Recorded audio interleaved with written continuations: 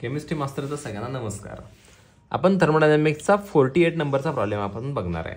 आता प्रॉब्लेममध्ये काय दिले समजून घ्या। एन्थाल्पी ऑफ फॉर्मेशन दिले, म्हणजे काय दिले? एन्थाल्पी ऑफ फॉर्मेशन कुणाची दिले? पहिल्यांदा CaO ची दिले। मग इथे लिहायचं CaO म्हणजे कॅल्शियम ऑक्साईड आहे। हा किती दिले ती? तर बघा ही दिले -633.55 किलो जूल पर मोल। परत कोण दिलाय? एन्थाल्पी ऑफ फॉर्मेशन कुणाच दिलाय? CaC2 चा दिलाय। CaC2 चा दिलाय। तो किती दिलाय बघा बरं? -62.76 किलो जूल पर मोल। परत आणि काय दिलाय? एन्थाल्पी ऑफ फॉर्मेशन कुणाचा दिलाय? तर CO चा दिलाय।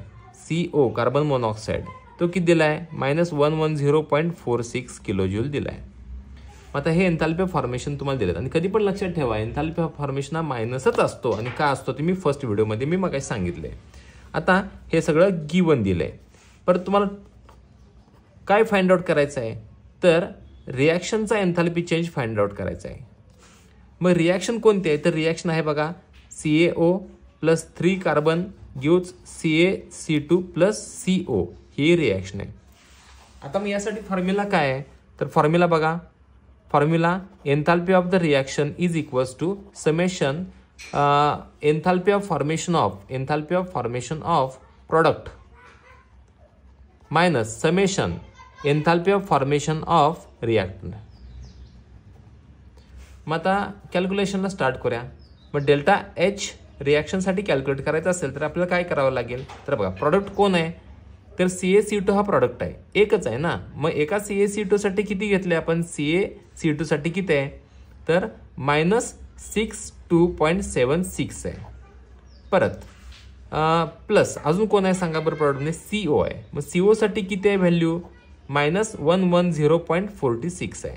प्रोडक्ट दोनच आहेत, संपले प्रोडक्ट। मग मी स्क्वेअर ब्रॅकेट कंप्लीट केलं। आता कुठं येऊया आपण? आता रिॲक्टंटला येऊया।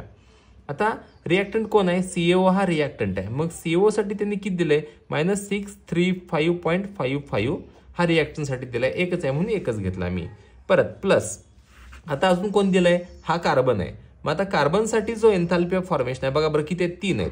तो एन्थाल्पी ऑफ फॉर्मेशन 0 घ्यायचा असतो, कारण बघा हा सिंगल आहे, दुसरा कुठला एलिमेंटचा ॲटम याच्याबरोबर बॉन्डिंग मध्ये नाही, त्यामुळे तो 0च घेतो आपण।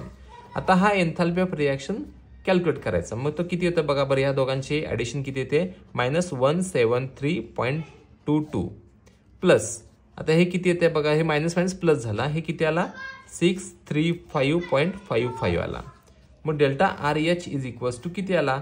तर 462.33 किलो जूल हा एन्थाल्पी ऑफ रिॲक्शन आला।